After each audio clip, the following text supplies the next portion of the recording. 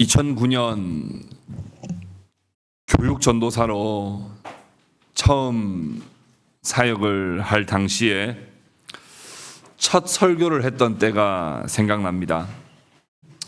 지금 돌이켜보면 참으로 무식이 용감했던 시절이었습니다.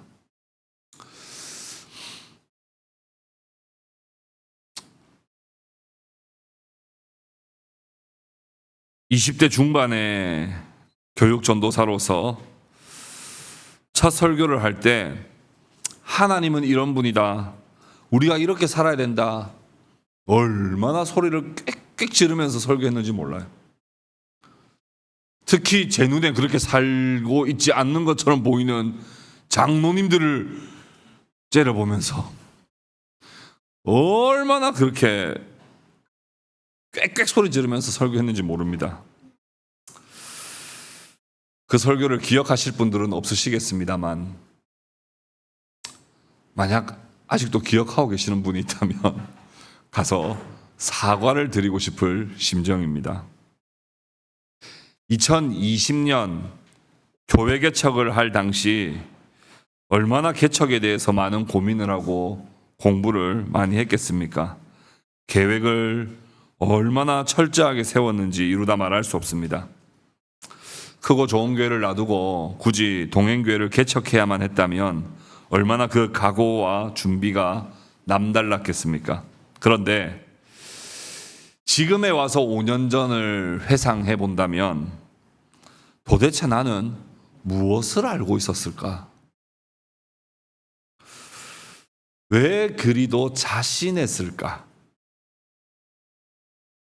지금 기도하고 공부하는 하나님의 그 경륜과 교회에 대한 그 깊이와는 사실 5년 전은 비교할 수 없을 정도로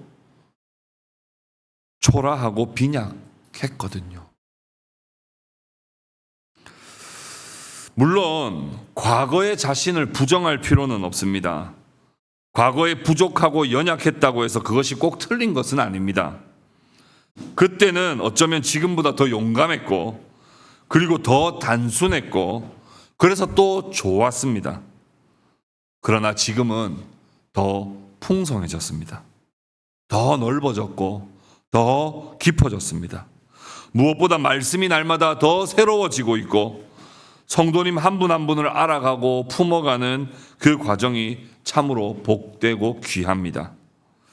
우리 교회 성도님들과 같이 이야기를 나누고 또 성도님들로부터 다양한 피드백을 듣겠습니다만, 요즘에 참 많이 듣는 이야기가 새롭다는 이야기입니다. 교회를 늘 다녔는데 동행교회에서 하는 신앙생활이 새롭다는 거예요. 말씀을 늘 들어왔는데 새롭다는 거예요. 교제를 늘 해왔지만 그것이 새롭다는 거예요. 그러한 현상은 하나님의 은혜의 일입니다. 과거에 만났던 목사님보다 지금 현재 동행교회 목사님이 탁월해서도 아니고 설교를 더 잘해서도 아닙니다. 다른 교회 성도들보다 더 우리 교회 성도들이 더 착하고 따뜻하고 사랑이 많아서도 아니에요. 그 모든 부족한 과정을 지나 오늘에 이르러 하나님은 또 새로운 은혜를 허락하시고, 또 새로운 기쁨을 허락하시고, 또 새로운 깨달음을 우리에게 날마다 성령을 통하여 공급해 주시기에 우리는 지금도 새롭다 그렇게 고백할 수 있는 것입니다. 분명한 것은 지금 우리가 또 새롭다, 은혜가 풍성하다 하는 것을 어쩌면 나중 5년 뒤에는 그때 참 무식했다 하게 될지도 모르겠습니다. 2030년이 됐을 때 2025년에 정말 무식이 용감했다라고 할 정도로 그때는 하나님이 또 다른 새로움으로 우리를 풍성하게 채워가실 것이고, 우리를 자라게 하실 것이고, 우리를 더 새롭게 거듭나게 해 주실 것입니다. 오늘은 예수님께서 잡히시기 전날에 하셨던 요한복음 13장부터 16장까지의 긴 강화 설교를 마무리하는 말씀입니다. 제자들은 여전히 부족합니다. 그러나 그런 제자들을 예수님은 다그치지 않으세요. 그런 제자들을 포기하지 않으십니다. 왜요? 지금 부족하지만 더 새롭게 변화시켜 가실 것이고, 지금은 비록 알지 못하지만 나중에는 알게 하실 것이기 때문에 예수님은 섣불리 그들을 정죄하시거나 책망하시는 대신에 오히려 담담하게 주님의 승리의 말씀을 선포하심으로써 제자들이 넘어졌을 때 다시 일어나 주님께로 나아갈 수 있도록 우리 주님은 오늘 본문 마지막 말씀을 이야기하고 계시는 것입니다. 오늘 그 말씀 속으로 같이 함께 들어가 보겠습니다. 첫 번째는 더 깊은 이해를 거부하다입니다. 마지막 유월절 만찬을 드시던 날 밤에 이런 제자들로 하여금 참 곤혹스럽고 혼란스러운 일이었습니다. 느닷없이 수건을 허리에 동이시더니 대야에 물을 담아와서 자신이 종이나 된 마냥 제자들의 발을 씻기신 일부터 황당하고 도대체 이게 무슨 상황인가 그렇게 참 당황스러워하던 제자들은 예수님께서 또 이어서 말씀하시기를 제자 중 너희 중 하나가 나를 배신할 것이다 라고 하는 청천벽력과 같은 말씀을 하셔서 그날은 정말 단 하룻밤 사이에 이루어진 일이고 가르침이지만 너무 제자들로 하여금은 혼란스럽고 저게 도대체 무슨 말씀인가, 폭탄과 같은 발언들이 한 번에 수백 개, 수천 개가 떨어지는 것과 같은 그런 느낌이었을지 모르겠습니다. 예수님은 지난 3년 동안 동고동락하시며 자신을 쫓았던 제자들에게 오늘 이 마지막 밤은 작정하고 가르치시는 밤이었습니다. 주께서 세상을 떠나 아버지께로 가실 것이라고 말씀을 하시고 아버지께로 내가 가고 나면 성령을 보내실 것이라고 하는 말씀도 하셨습니다. 조금 있으면 나를 보지 못할 것이라고 말씀하셨다가 조금 있으면 다시 나를 보리라고 말씀하시기도 하셨습니다. 그것은 주님께서 그 짧은 시간에 놀라운 십자가와 부활과 승천과 성령 강림의 구원의 역사를 일으키시리라는 말씀이었습니다. 그들은 이해하기 어렵고 감당하기 어려웠습니다.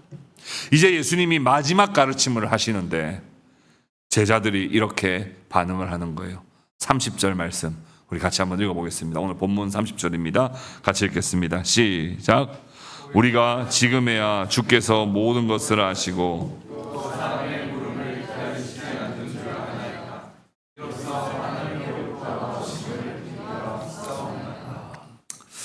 주님의 말씀을 듣던 제자들이 지금 이 30절을 보면 전체적인 뉘앙스가 이런 뉘앙스입니다.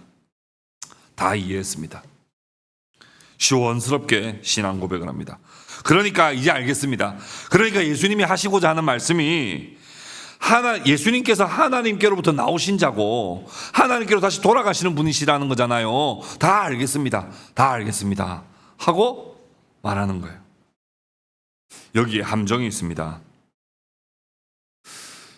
이 고백은 마치 가이사랴 빌립보에서 너희는 나를 누구라 하느냐라고 물으실 때 베드로가 주는 그리스도시요 살아계신 하나님의 아들이십니다 라고 했던 고백의 반복입니다.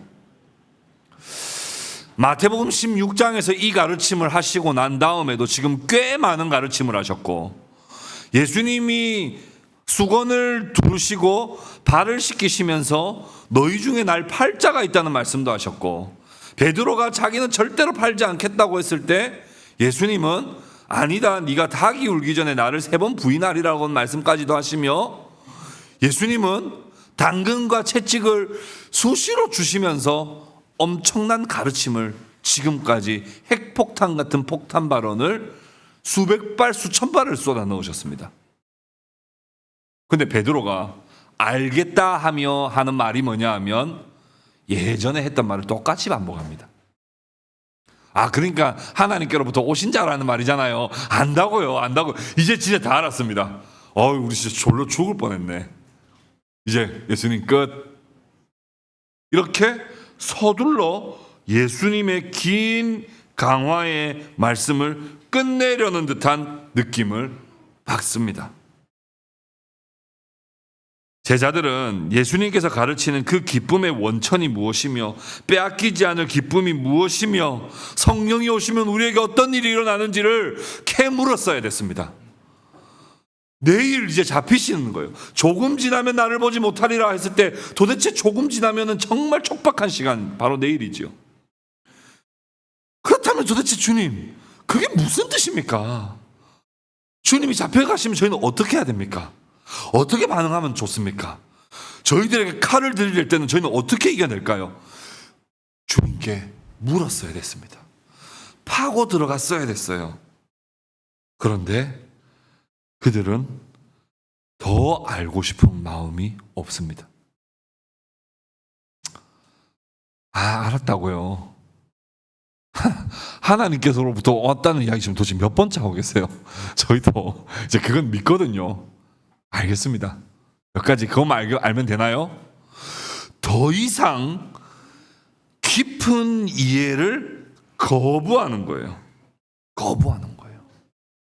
25절에 이런 말씀이 있죠. 오늘 본문에 때가 이르면 다시는 비유로 너희에게 이르지 않고 아버지에 대한 것을 밝히 이르리라 이렇게 말씀하셨어요. 이 말씀은 때가 이르면이라고 말했죠. 그 말인즉슨 아직은 그때가 되지 않았습니다. 그 말인즉슨 아직도 그때가 되지 않았기 때문에 지금 섣불리 다 알았다고 말하는 것은 이건 사실상 무관심이에요. 예를 들어 이런 겁니다. 대화를 하고 있습니다. 내가 지금 막 이런 이야기를 하고 계속 거듭반복했는데 그래서 결론적으로 네가 그때가 되면 이거 알게 될 거라고 이야기했는데 나 그거 벌써 다 알았어. 나 벌써 다 깨달았어. 그럼 그만하려고 하는 거잖아. 라고 함으로써 이 말하고자 하는 자의 그 참뜻을 더 깊이 이해하려고 하지 않는 듯한 제자들의 모습을 여기에서 보게 되는 겁니다. 그러면 이들의 고백의 내용이 틀렸을까요? 그렇지 않습니다. 그들의 고백의 내용이 뭐예요? 아버지께로부터 온 하나님의 아들 아니십니까? 좋은 고백이죠. 근데 항상 그 고백의 문구만 있지 그 내용이 도대체 내 인생에 우리 교회에 어떤 의미가 있는지를 파고들지 않아요. 여러분 사도신경으로 우리 신앙 고백했습니다. 사도신경의 신앙 고백의 내용을 여러분 파고들어 그 신앙 고백의 삶이 되어지면 우리의 삶은 얼마나 주님 안에서 복된 삶을 누리는지 몰라요. 근데 말만 하죠. 그건 말 틀린 말 아니죠. 나는 전능하신 아버지 하나님 천지의 창조주를 믿습니다. 말은 하는데 도대체 천지의 창조주를 믿는 것이 내 삶에 어떤 연관성이 있는지에 대해서 고민하지 않죠. 동정녀 마리아에게서 나시고 본디오 빌라도에게 고난을 받아 십자가에 못 박혀 죽으시고 다 맞는 고백을 하는데 그 고백이 도대체 내 삶에 무슨 상관이 있는지 별로 상관없어요. 그런데 신문 보고 뉴스 보면 뭐 금리가 올랐더라, 뭐 환율이 내렸더라 이런 거는 막 되게 내 인생에 되게 중요한 일처럼 다 받아들이는데 주님에 대한 고백은 깊이 파고들지를 않아요. 그냥 표면적으로만 고백할 뿐인 것이죠. 그들의 고백은 언제나 그럴싸했습니다. 그들은 늘 아는 척했어요. 그러나 책망받았습니다. 요한복음 6장을 한번 볼까요? 요한복음 6장 68절에서 70절입니다. 68절에서 70절 우리 같이 읽어보겠습니다. 시작. 시몬 베드로가 대답하되 주여 영생의 말씀이 주께 있사오니 우리가 누구에게로 가오리이까? 우리가 주는 하나님의 거룩하신 자이신 줄 믿고 알았사옵나이다. 예수께서 대답하시되 내가 너희 12를 택하지 아니하였느냐? 그러나 너희 중에 한 사람은 마귀니라 하시니.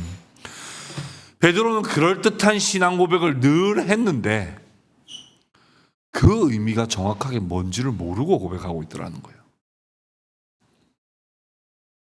마태복음 16장 23절 같이 읽어보겠습니다. 같이 읽어봅시다. 시작. 예수께서 돌이키시며 베드로에게 이르시되 사탄아 내 뒤로 물러가라. 너는 나를 넘어지게 하는 자로다. 내가 하나님의 일을 생각하지 아니하고 도리어 사람의 일을 생각하신도다 하시고, 주는 그리스도시요 살아계신 하나님의 아들이십니다라고 하는 고백을 한 다음에 받았던 책망이에요. 고백의 내용은 맞아요. 고백의 내용은 맞는데 그 고백의 내용이 하나님이 어떻게 일하시는가에 대하여 더 들어가지 못하고 그냥 사람의 일을 생각하는 정도로만 얕게 받아들이고 이해했고 알아들었다고 생각하는 경향이 이 제자들에게 있다는 거예요. 요한복음 13장 37절 38절 같이 한번 읽어보겠습니다. 시작. 베드로가 이르되 주여 내가 지금은 어찌하여 따라갈 수 없나이까? 주를 위하여 내 목숨을 버리겠나이다. 예수께서 대답하시되 내가 나를 위하여 내 목숨을 버리겠느냐? 내가 진실로 진실로 내게 이르노니 닭 울기 전에 내가 3번 나를 부인하리라. 예수님을 따른다. 고백 좋습니다. 근데 도대체 예수님을 따른다는 것이 감수해야 할 것이 뭔지를 생각하지 않고 따른다고 말하는 거예요. 우리 친구들이 아까 이야기했습니다. 예수님 믿는데 예수님 뭐라고 말씀하시는지 모르는데 예수님 믿는 거예요. 믿느냐고 고백하면 믿느냐고 물어보면 믿는다고 말해요.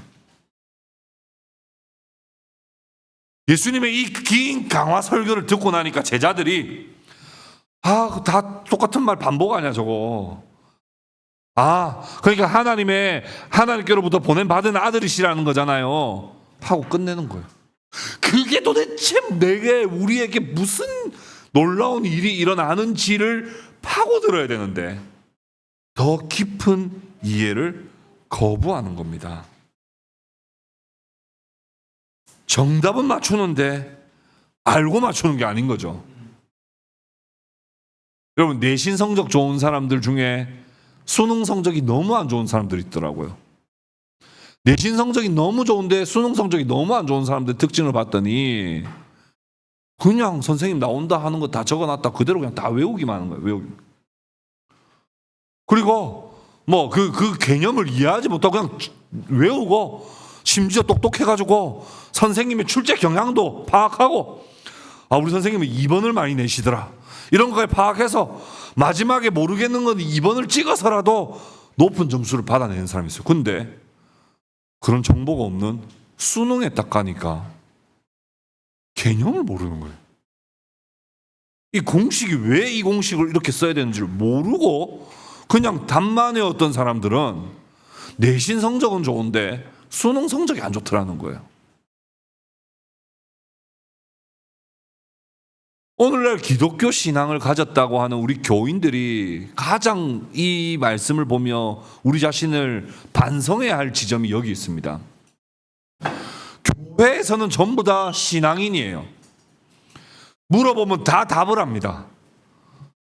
그런데 정작 그 삶의 원리가 뭔지를 몰라요. 그래서 세상에 나가면 세상 사람들하고 똑같이 삽니다. 그 신앙의 원리가 뭔지를 정확하게 체득해야 우리의 일상의 삶 속에서도 그 옆에 목사님이 없어도 그 옆에 내 주변에는 나를 공격하는 수많은 사람들이 진치고 있다 할지라도 말씀을 가지고 신앙의 원리를 따라 살아갈 터인데 대답은 잘하고 참여는 잘하고 외우는 건 잘하는데 그 의미가 뭔지를 모르고 더 알고 싶지 않고 더 많이 말하려고 하면 알겠다고 말함으로써 그냥 빨리 닫아버리려고 하는 경향이 오늘날 우리에게도 있지 않은가 그런 생각을 해보게 됩니다. 두 번째, 알고 있고 깨달아도 넘어지더라는 거예요.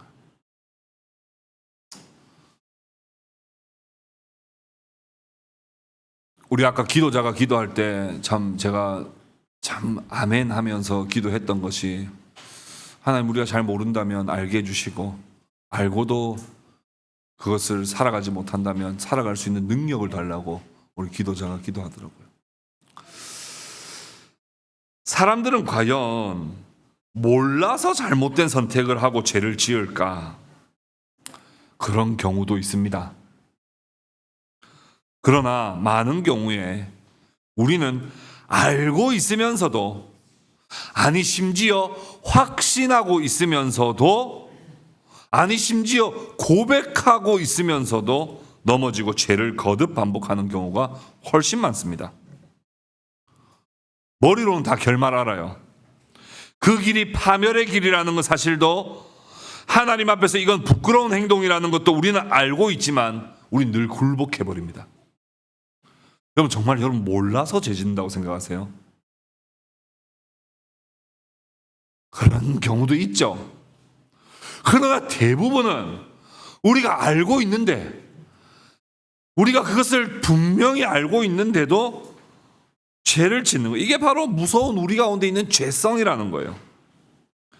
알면 잘하리라 생각했고 배우면 변화되리라 생각했습니다.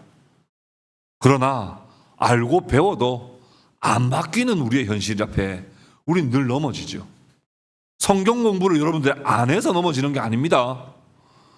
여러분, 우리 동행교회 성도들 중에 성경 말하는 사람 어디 있어요? 다 성경 공부합니다. 신앙서적도 다 알고요.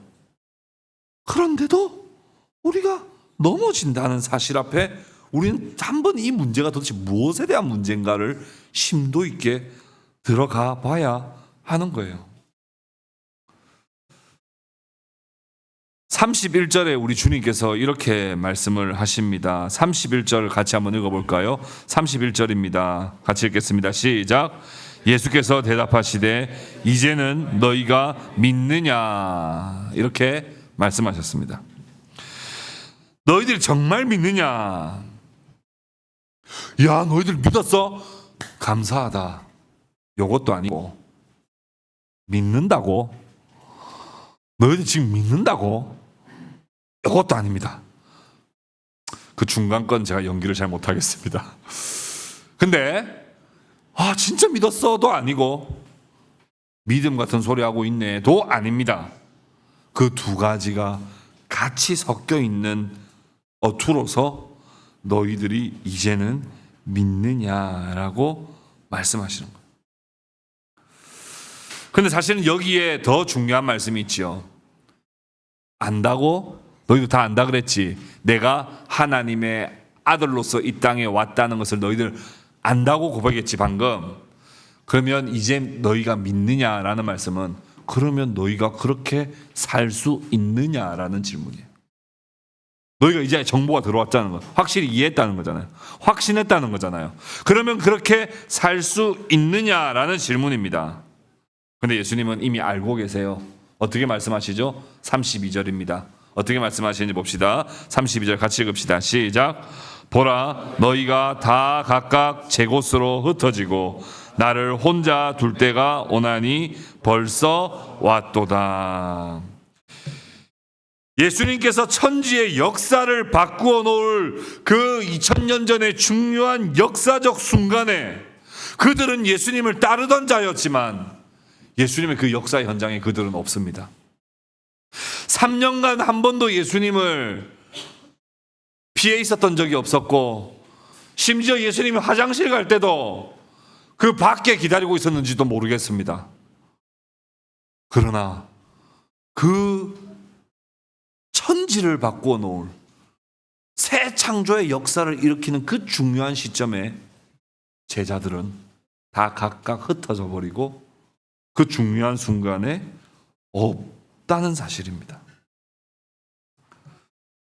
그들의 마음이 없다고 할 수는 없겠으나 그들은 진심으로 주를 따를 준비가 되어 있지 않았고, 그들이 고백하지 않았다고 말할 수는 없으나 그 고백한 대로 살아낼 능력이 부족했던 것이에요.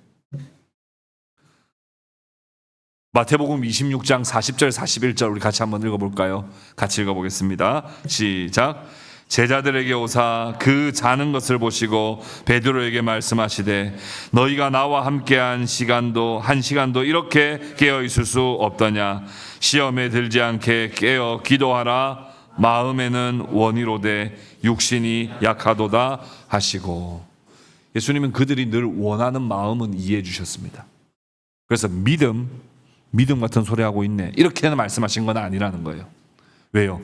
그들이 정말 믿고자 하는 마음, 정말 그렇게 살고자 하는 그 마음은 인정해 주시면서도 그들에게 그것을 실제로 살아낼 능력이 없다는 것을 우리 주님은 너무나 잘 아셨던 거예요.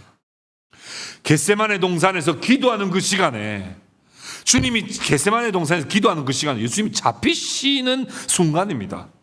그 순간에도 제자들은 뭐 하고 있었던 거예요? 졸고 있었던 거예요. 그러고 베드로 나중에 후회했을까요? 안 했을까요? 후회했죠. 그래서 그때는 내가 정말 죽을 각오도 했었는데 왜 나는 졸았던가. 아마 이후에는 하나님께서 베드로를 더 새롭게 해주시고 깨닫게 해주셨을 것입니다. 그래서 제자들의 문제는 단순히 몰라서 못하는 문제는 아니었습니다. 알지만 그대로 행할 수 없는 연약함, 깨달아 결단했다 할지라도 지켜낼 능력이 없는 그 현실을 우리 주님은 말씀하고자 했던 것입니다. 우리는 종종 나는 이제 안다, 나는 깨달았다, 나는 할 수 있다라고 자신합니다. 그러나 실제 우리의 삶 속에서는 우리는 또 넘어지고 또 실패합니다. 그런 주님은 우리의 연약한 이 모습을 우리 주님께서는 너무나 잘 알고 계세요. 그래서 제자들을 향해 이제 너희가 믿느냐? 라고 물으시며 그들의 고백이 진실함에도 불구하고 순종으로 이어질 수 없음을 지적하신 것입니다. 여러분, 우리의 모습은 어떻습니까? 안다고 말을 하고 아는 척을 늘 합니다. 그러나 진정으로 깊이 이해하려고 하지 않는 모습들이 우리에게는 있지 않습니까? 또 나는 안다고 말하고 자신하지만 얼마 가지 못해 넘어지고 실패하는 우리의 모습이 있지 않습니까? 그렇다면 도대체 어떻게 해야 될까요? 우리는 깊이 알려고 하지도 않고, 설령 깨달았다 할지라도, 배웠다 할지라도, 이제는 안다 할지라도 그렇게 살아갈 능력이 없다면 도대체 그럼 우리의 인생은 어떻게 되는 겁니까? 세 번째, 주님의 승리가 우리의 승리가 되다. 우리가 믿음이 과연 있다고 말할 수 있을까요? 믿음이 있다면 믿음은 얼마나 참되다 말할 수 있을까요? 그러나 우리의 믿음은 있다고 하나 한없이 연약하고 부족함을 우리는 확인하였습니다. 그렇기 때문에 믿음이 강하냐 약하냐, 믿음이 좋냐 안 좋냐, 요거는 우리가 함부로 평가할 수 있는 일이 아니에요. 다만 내가 믿음이 좋냐 안 좋냐보다 더 중요한 것은 내가 믿는 주님이 나를 어떻게 생각하시고 나를 위해 어떤 일을 행하셨느냐가 중요하다는 거예요. 그분이 어떤 분이십니까? 33절 말씀, 우리 본문 마지막 말씀인데요. 같이 한번 읽어보겠습니다. 같이 읽겠습니다. 시작. 이것을 너희에게 이르는 것은 너희로 내 안에서 평안을 누리게 하려 함이라. 세상에서는 너희가 환난을 당하나 담대하라. 내가 세상을 이기었노라. 아멘. 우리는 늘 집니다. 몰라서 지고 알아도 집니다. 그러나 그런 우리가 안심하고 그런 우리가 천국을 향하여 여전히 달려갈 수 있는 중요한 근거는 바로 우리의 믿음의 대상이 되시는 예수 그리스도께서 세상을 이기셨기 때문에 그렇습니다.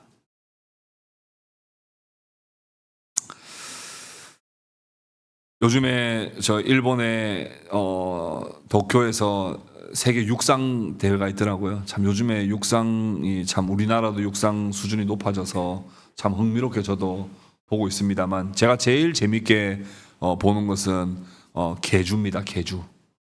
계주가요 참 진짜 변수가 많더라고요. 계주가 잘 달리다가도 바통 놓치면 이건 끝나는 것이고, 나는 비록 조금 못 달렸지만 내 앞에 있는 사람, 내 다음 사람이 잘 달리면 같이 우승으로 부둥켜 안고 금메달을 받더라고요. 전 이걸 보면서 늘 우리는 느리게 달리고 넘어지고 바통 놓치는 존재지만, 주님께서 그 바통을 이어받으셔서 주님께서 다 역전시키셔서 우리를 함께 금메달 따게 해주시는 분이라고 하는 그 마음이 이 육상 경주를 보면서 들 때 참 이것이 얼마나 감사하고 좋았는지 모릅니다. 야, 너 왜 넘어졌어? 왜 바통 놓쳤어? 하지 않으시고, 내가 잘 달렸으니까 너는 괜찮아. 너도 같은 팀이니까 금메달 받을 자격이 있어 라고 하며, 우리의 바톤을 받으셔서 우리 주님께서 우리를 대신하여 십자가를 지시고 온전히 승리하심으로써 우리를 영원한 평안으로 인도하신다라고 하는 이것이 얼마나 큰 위로가 되는지 모릅니다. 예수님께서 내가 세상을 이기었노라 이렇게 말씀하셨습니다. 여기서 이기다라는 말로 번역한 헬라어 니카오라는 말은 요한복음에 딱 한 번 등장합니다만, 같은 저자인 요한 1서와 요한 계시록에는 수도 없이 등장합니다. 니카오라고 하는 이 이긴다라는 말이 계속 등장해요. 그리스도께서 악한 자를 이기셨다. 그리스도께서 세상을 이기셨다. 그리스도께서 적그리스도를 이기셨다. 세상의 유혹과 핍박을 이기셨다. 요한계시록에는 뭐 셀 수 없습니다. 이긴 자라는 표현, 이긴 자, 이긴 자. 예수님의 그 수식어가 이긴 자, 이긴 자. 그리고 내가 이겼기 때문에 너희들 교회도 이긴 자로 살아간다는 거예요. 예수 그리스도께서 모든 죄와 사망과 비참의 권세를 다 이기시고, 실패와 좌절과 절망의 모든 것을 다 이기시고, 그리스도를 믿는 자에게 승리와 평안을 허락해 주신다는 거예요. 그게 어떻게 가능했을까요? 예수님은 어떻게 이기셨을까요? 제자들 다 배신하고 그 역사적인 순간에 아무도 나를 지켜주는 사람이 없는 그 순간에 어떻게 예수님은 그 십자가마저도 이기실 수 있으셨을까요? 32절 뒷부분에 보십시오. 32절 뒷부분에 이렇게 말씀하지요. 그러나 내가 혼자 있는 것이 아니라 아버지께서 나와 함께 계시느니라. 이길 수 있는 방법이 있었다. 제자들은 다 도망갔지만 예수님이 십자가를 이길 수 있는 방법은 무엇이었다는 거예요? 아버지께서 함께 해주심으로써 이길 수 있었다는 거예요. 그렇다면 우리에게 평안을 주신다는 말은 어떤 말일까요? 이런 말입니다. 우리는 몰라서 넘어지고 알아도 넘어지죠. 그렇게 넘어지다 보면 우리 안에는 어떤 질문이 생기게 되냐면, 나 진짜 믿음 있는 거 맞나? 나 이러다가 진짜 지옥 가는 거 아닐까? 나 하나님이 내가 맨날 이렇게 위선적으로 살아도 될까?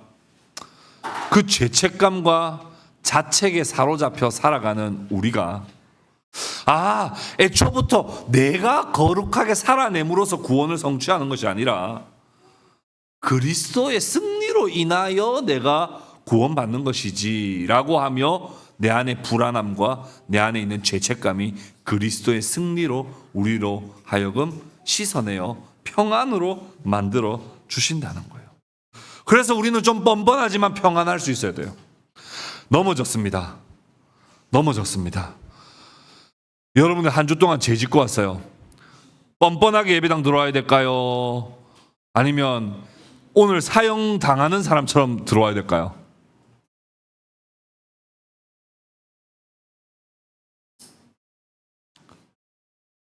어떻게 들어와야 됩니까?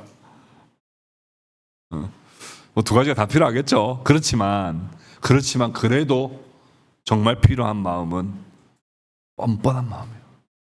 죄를 인식하지 못하는 뻔뻔한 마음이 아니고 죄를 정당화하는 뻔뻔한 마음이 아니라 나를 짓누르고 있는 이 죄책감을 우리 그리스도의 승리로 말미암아 나에게 평안을 주시도다 라고 하는 그 믿음과 감사함으로 하나님 앞에 나와 예배 드릴 때 이 예배가 하나님께 온전히 영광 돌려드리는 예배가 되는 거예요. 그래서 저는 지금 너무 부족합니다. 이번 한 주도 넘어졌습니다. 이번 한 주도 수도 없이 실수했습니다. 이번 한 주도 수시로 배신했습니다. 그러나 주님의 승리로 제가 오늘 이 자리에 와 있습니다. 저는 바통 놓치고 넘어지고 막 그래가지고 우리 팀 망했다고 생각하고 왔지만 주님이 제 바통을 들고 뛰셔서 1등으로 골인 하신 덕분에 제가 같이 이 은혜 안에 머물게 됩니다. 감사합니다. 하나님께 모든 영광을 올려드립니다 하는 마음으로 우리가 예배를 드려야 하는 것이지요. 말씀을 맺겠습니다. 마가복음 9장 24절 말씀에 이런 말씀이 있어요. 곧 그 아이의 아버지가 소리를 질러 이르되 내가 믿나이다 나의 믿음 없는 것을 도와주소서. 귀신 들린 아들을 둔 아버지가 이렇게 외쳤다는 거예요. 믿음이 있습니다. 근데 또 동시에 뭐라고 말해요? 믿음이 없습니다. 전 믿습니다. 근데 저 믿음이 없습니다. 어쩌면 이 고백이 솔직한 우리의 고백일지도 모르겠습니다. 제가 주님을 정말 믿고 싶습니다. 그렇지만 제가 그렇게 살아낼 능력이 제게 부족합니다. 하나님, 저를 도와주십시오. 그런 겸손한 마음으로 우리가 하나님 앞에 나와서 예배 드리는 겁니다. 여러분, 환난을 당할 것입니다. 그러나 담대하시기 바랍니다. 세상으로부터 수많은 미움과 핍박을 받을 것입니다. 이번 주에도 여러분들은 수도 없이 넘어질 거예요. 예수님이 십자가의 그 자리에 여러분들은 다 없을 겁니다. 다 도망쳐 있을 걸지도 모르겠습니다. 그러나 나의 믿음 없음을 보지 마시고 그리스도의 승리를 보십시오. 그리스도의 승리를 바라볼 때 우리 안에 말로 다 할 수 없는 주님의 평안이 우리 가운데 찾아오게 될 것입니다. 서두에도 말씀드렸듯이 간절히 바라기는 오늘 지금 이 순간이 가장 무지한 순간이 되기를 바랍니다. 오늘 나의 열심이 가장 무식하게 했던 열심이 되기를 바랍니다. 5년 뒤에, 10년 뒤에, 앞으로도 우리를 더 새롭게 하시고 우리를 더 자라게 하시며 우리를 더 풍성하게 하실 그 하나님을 바라보고 지금 나의 넘어짐에 안주하지 마시고 이것에 절망하지 마시고 내가 믿습니다. 그러나 믿음 없는 것을 도와주소서. 이런 믿음으로 나아가시는 저와 여러분들 다 되실 수 있기를 주님의 이름으로 축복합니다.